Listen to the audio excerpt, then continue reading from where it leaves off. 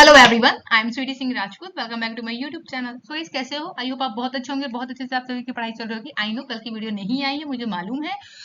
आज मैं लेके आई हूँ क्योंकि आज है संडे। तो संडे को हम लोग करते हैं 20+ क्वेश्चंस। तो 20+ क्वेश्चंस को लेकर आई हूँ जो कि इंपॉर्टेंट है, जो कि हमने पूरे वीक में जिन क्वेश्चंस को हमने पढ़ा है, समझा है, तो उनका ही हम यहाँ पे टेस्ट लेंगे। आप सभी को क्या करना होगा, सबसे पहले आप क्या करेंगे, नोटबुक लेंगे और एक पेन, और उसके ऊपर आपको यहाँ पे चेक करना है कि आप लोगों ने अब तक 20+ क्वेश्चंस में से कितने क्वेश्चंस को करेक्ट किया है। आज का जो डे है वो है 23 जुलाई 2023, daily current affair by SSR. हम यहाँ पे करेंगे आज रिवीजन, जो कि है हमारा टेस्ट है आज का प्रॉपरली, जो कि है 16 टू 22 जुलाई से रिलेटेड होगा, जो कि हम यहाँ पे करने वाले हैं। ये जो लेक्चर है आपके ऑल कॉम्पिटेटिव एग्जाम के लिए सफिशिएंट होता है। अब देर न करते हुए स्टार्ट कर लेते हैं सेशन। तो आप सभी को कमेंट बॉक्स में लिखना होगा जय हिंद जय भारत। हम लोग जय हिंद जय भारत के साथ ही स्टार्ट करते हैं अपना सेशन। ओके, फर्स्ट क्वेश्चन आप सभी के सामने है, तो हो जाइए तैयार।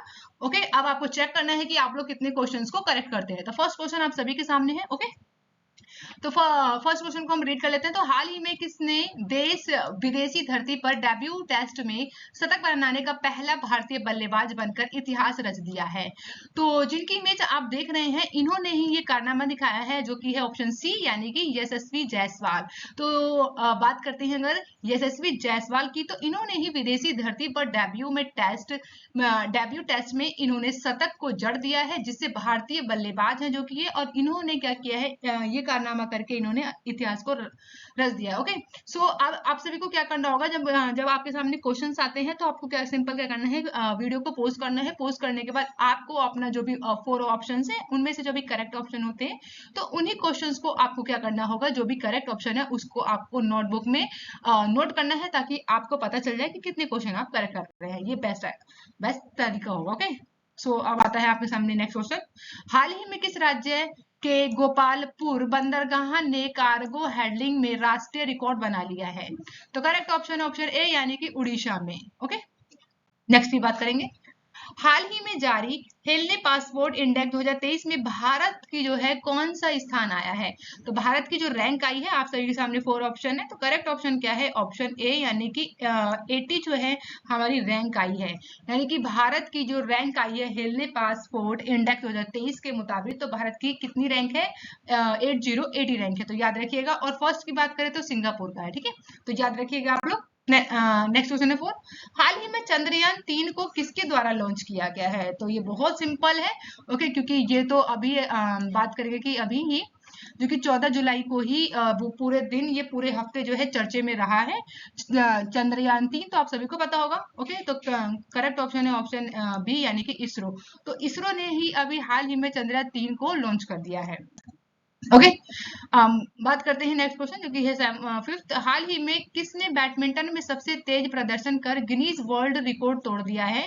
तो जिनकी आप तस्वीर देख रहे हैं, इन्हीं का नाम है सात्विक साईराज। तो ऑप्शन बी इज करेक्ट है यहाँ पे, यानी कि सात्विक साईराज जो है, इन्होंने ही बैडमिंटन में सबसे तेज प्रदर्शन कर इन्होंने गिनीज वर्ल्ड रिकॉर्ड का जो रिकॉर्ड था उसे भी तोड़ दिया है। तो याद रखिएगा, इंपॉर्टेंट है। नेक्स्ट है, हाल ही में भारतीय नौसेना के लिए फ्रांस से किस लड़ाकू विमान को खरीद को मंजूरी दे दी है भारतीय नौसेना ने? तो करेक्ट ऑप्शन होगा यहाँ पे ऑप्शन ए, यानी कि राफेल एम।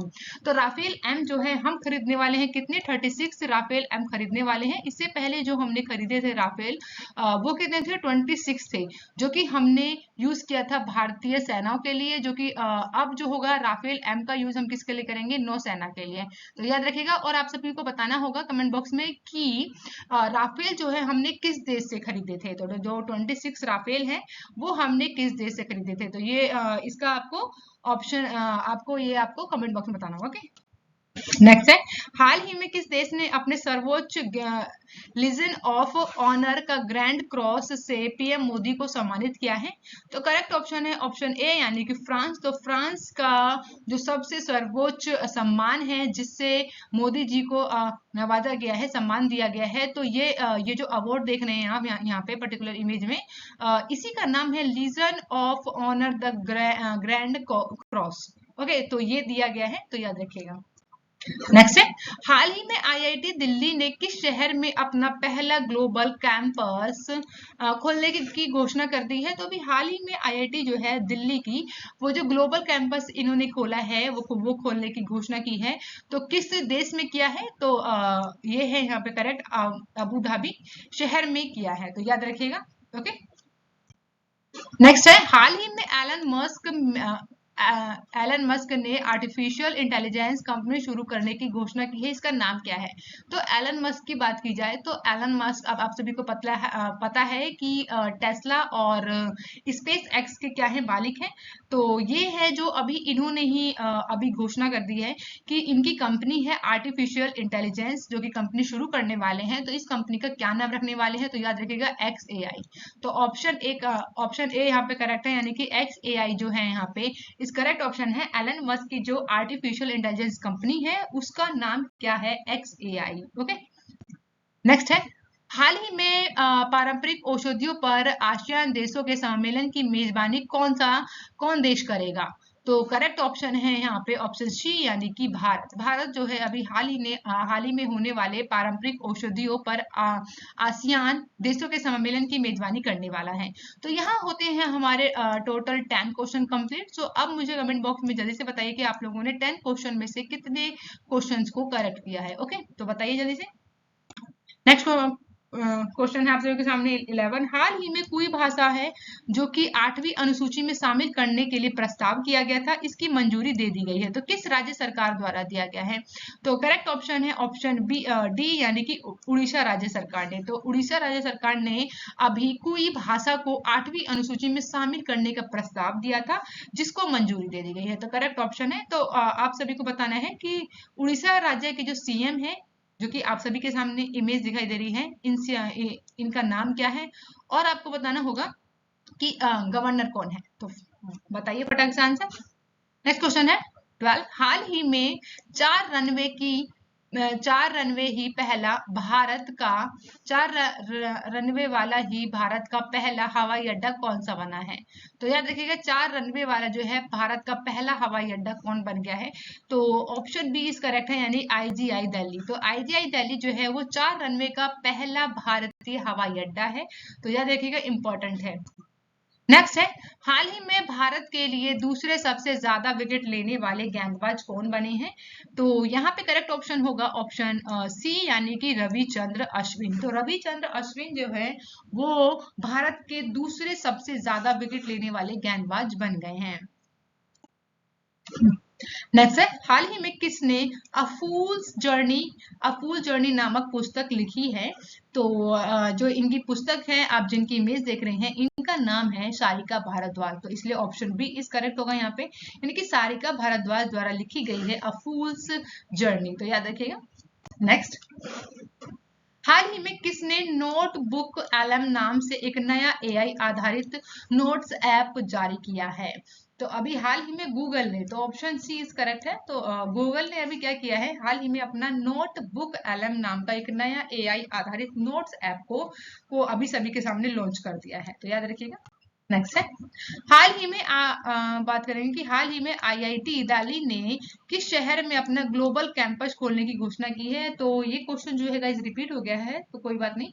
ऑप्शन ए यहाँ पे करेक्ट है, अबू धाबी। तो यूई की बात करेंगे कि यूई जो है उसका जो शहर है, तो यहीं पे होने वाला है अभी IIT दिल्ली का ग्लोबल कैंपस खोलने की घोषणा की गई है अबू धाबी में। ओके, नेक्स्ट है, हाल ही में विंबलडन ओपन 2023 में पुरुष एकल का खिताब किसने जीता है। तो आप सभी के ऑप्शन जो 4 हैं, तो 4 ऑप्शन का करेक्ट ऑप्शन है ऑप्शन ए, यानी कि कार्लोस अल्कराज। तो कार्लोस अल्कराज जो है, जिनकी इमेज देख रहे हैं, इन्होंने ही अभी विंबलडन ओपन 2023 का पुरुष एकल का खिताब अपने नाम किया है, जो कि नोवाक जोकोविच को हराकर।